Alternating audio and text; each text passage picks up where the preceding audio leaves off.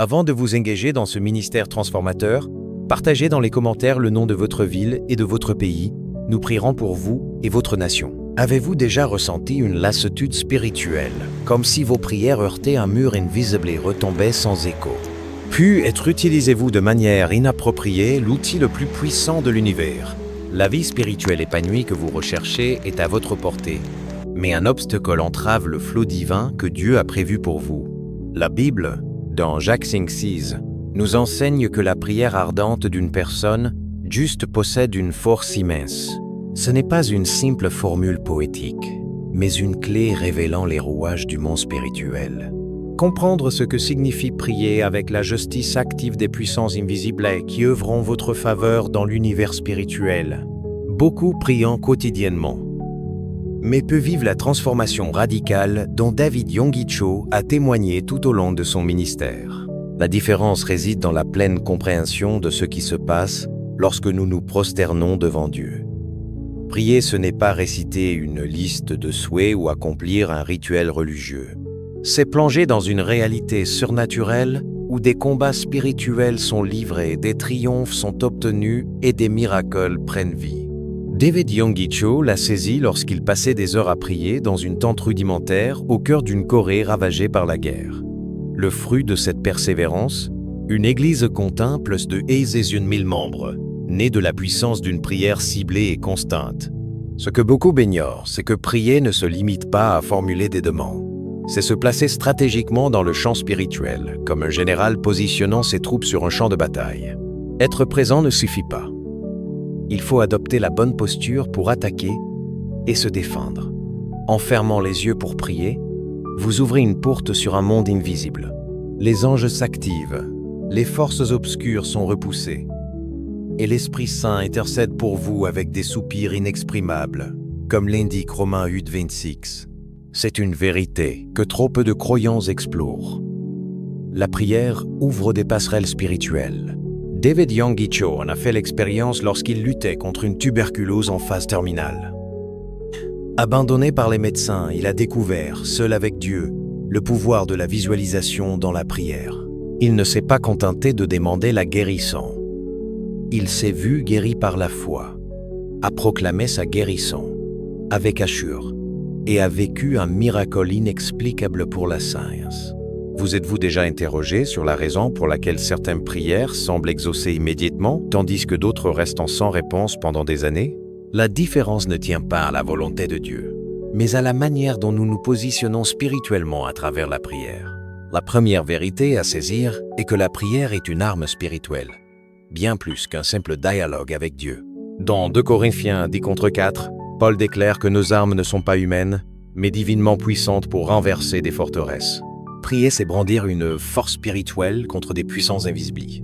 David Yonggi Cho disait souvent « Ne priez pas seulement avec des mots, priez avec une foi qui voit le résultat. » Ce n'est pas une imagination débordante, mais une foi active, qui s'exprime par des paroles précises et des images mentales claires. Prenons un exemple concret. Une mère priant pour un enfant rebelle. Beaucoup se contentent de supplier Dieu avec des larmes, mais celles qui comprennent la prière comme une arme spirituelle agissent différemment. Elles proclament la parole de Dieu sur leur enfant, visualisant son retour sur le chemin de la foi et s'opposent aux influences spirituelles négatives. Quand cette mère réalise qu'elle ne fait pas que parler à Dieu, mais qu'elle mobilise des forces angéliques, repousse des puissances démoniaques et libère l'action transformatrice de l'Esprit Saint, sa prière change. Elle abandonne le désespoir pour l'autorité, l'incertitude pour une assurance inébranlable. Ressentez-vous cette différence lorsque vos prières passent d'une simple requête à une proclamation empreinte d'autorité spirituelle? Partagez vos réflexions dans les commentaires pour que nous grandissions ensemble. La deuxième vérité concerne la guerre spirituelle dans le royaume invisible. Éphésiens 6,12 nous rappelle que notre combat n'est pas contre des êtres humains, mais contre des forces spirituelles dans les lieux célestes. David Yonggi Cho enseignait que de nombreux problèmes physiques, maladies inexpliquées, crises financières récurrentes, conflits relationnels persistants, ont des racines spirituelles. Ce sont des forteresses qu'il faut abattre par la prière. Sans cette compréhension, c'est comme entrer sur un champ de bataille sans connaître son adversaire ni ses tactiques. Mais avec du discernement spirituel, en identifiant les obstacles invisibles, votre prière devient une norme précise et efficace. Joe racontait comment son Église a affronté une opposition spirituelle lors de l'expansion de son ministère dans une région spécifique. Malgré tous leurs efforts, ils rencontraient des échecs constants. Ce n'est qu'en mobilisant des intercesseurs pour combattre spécifiquement les forces spirituelles locales qu'ils ont vu des percées spectaculaires. Avez-vous déjà perçu une résistance inexplicable dans un domaine de votre vie, comme un mur invisible freinant votre progression? Cela pourrait être le signe d'une bataille spirituelle nécessitant une intercession stratégique et persévérante. Commencez par demander à Dieu de révéler les racines spirituelles de vos défis. Puis, utilisez sa parole comme une épée, en proclamant des versets précis pour affronter ces obstacles. Enfin, persévérez jusqu'à ce que la victoire se manifeste dans le monde physique. Une leçon clé de David Yonggi est que la victoire spirituelle précède toujours la manifestation physique. Cela signifie que la bataille est gagnée dans l'invisible avant que vous ne voyiez un changement dans votre réalité. La troisième vérité concerne le pouvoir des paroles prononcées. Proverbe 10:20, et on nous enseigne que la vie et la mort sont au pouvoir de la langue. Joe comprenait que nos mots, alignés sur la parole de Dieu et prononcés avec foi, libèrent une puissance spirituelle dans l'atmosphère. Il insistait sur l'importance de déclarer des paroles positives et de ne jamais contredire par nos mots ce que nous demandons dans la prière. Il partageait l'histoire de la construction du temple de son Église. Dieu lui a montré une vision précise du bâtiment, ses chaises, son design, sa capacité. Par la foi, Joe a proclamé que ce temple existait déjà dans le royaume spirituel et se manifesterait bientôt. Malgré des circonstances impassibles, il a maintenu ses déclarations et le résultat fut exactement conforme à sa vision. Appliquez ce principe. Face à une maladie, proclamez la guérison. Face à un manque, remerciez pour l'abondance déjà en route. Vos paroles façonnent votre réalité. Une femme de l'église de Shaw a tenté d'un cancer en phase terminale et appliqué ce principe. 3 fois par jour, elle proclamait des versets de guérison et parlait à son corps avec autorité.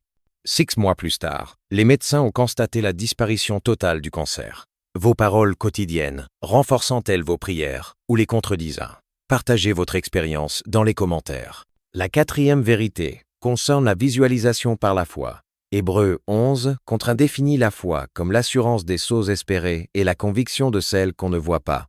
David Yonggi enseignait que, tout comme Dieu a visualisé le monde avant de le créer, nous devons voir par la foi ce que nous demandons. Ce n'est pas une simple rêverie, mais une application spirituelle de la foi qui donne vie à l'invisible. Il racontait l'histoire d'une femme pauvre de son église, incapable de nourrir ses enfants. Il lui a conseillé de visualiser un commerce prospère, avec des clients et des étagères pleines, tout en remerciant Dieu comme si cela existait déjà. Par une série d'événements providentiels, elle a reçu un héritage suffisant pour lancer son commerce, qui est devenu florissant exactement comme elle l'avait vu dans ses prières. Essayez ceci. Lorsque vous priez pour une guérison, visualisez un corps restauré. Pour votre famille, imaginez des relations harmonieuses. Avez-vous déjà pratiqué la visualisation dans la prière? Partagez vos résultats. La 5e vérité est la persévérance dans une prière spécifique. Dans Luc 10:8-1, Jésus enseigne qu'il faut toujours prier sans se décourager. Joe consacrait des heures quotidiennes à la prière, indépendamment de ses émotions. Il savait que la prière est un marathon spirituel, non un sprint. Beaucoup abandonnent trop tôt, avant que la victoire spirituelle ne se manifeste. Il racontait avoir prié 3 ans pour un bâtiment pressé, pour son église, sans signe visible de réponse. Pourtant, il a persévéré, spécifiant chaque détail dans ses prières. Lorsque la réponse est arrivée, elle correspondait exactement à sa vision. Soyez pressés, au lieu de demander vaguement la santé, priez pour la guérison d'un organe pressé. Au lieu de demander la prospérité, indiquez un besoin financier spécifique et un délai. Tenez un journal de prière. Notez vos requêtes détaillées et persévérez jusqu'à la victoire. Avez-vous été pressé et persévérant dans vos prières? Partagez votre expérience. La 6e vérité met en lumière la puissance de la prière collective. Matthieu 10 à 8 de 9 de 0 promet que lorsque 2 ou 3 se cordent pour demander quelque chose, Dieu l'accorde. David Yonggi Cho a transformé la prière collective grâce à son système de cellules. Il a vu des problèmes insolubles résolus par la prière unie, des familles restaurées, des guérisons miraculeuses, des finances rétablies. L'unité dans la prière libère une puissance multipliée, comme le suggère Deutéronome 30 contre 30. Rejoignez ou créez un groupe de prière, partagez des requêtes spécifiques et déclarez ensemble la victoire. Avez-vous expérimenté la prière collective? Comment diffère-t-elle de la prière individuelle? La 7e vérité concerne le jeûne comme amplificateur de la prière. Dans Marc 9, 29, Jésus explique que certains combats spirituels nécessitent la prière et le jeûne. Cho pratiquait régulièrement le jeûne, voyant des percées lors de retraites prolongées. Le jeûne intensifie la sensibilité spirituelle et montre notre sérieux. Commencez par sauter un repas pour prier de manière ciblée, puis prolongez progressivement. Avez-vous combiné jeûne et prière? Partagez votre expérience. La 8e vérité est la louange comme arme spirituelle. Dans 2 Chroniques 20, Josaphat envoie des chanteurs louer Dieu avant la bataille, et la victoire sut.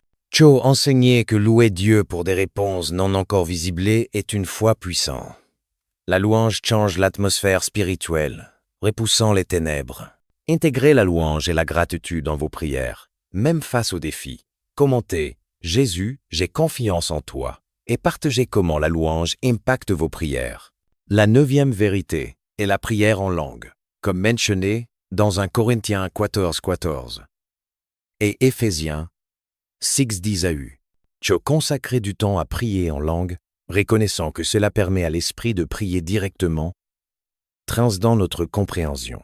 Cela intercède pour des situations inconnues, alignées sur la volonté divine, Romains 8, 26.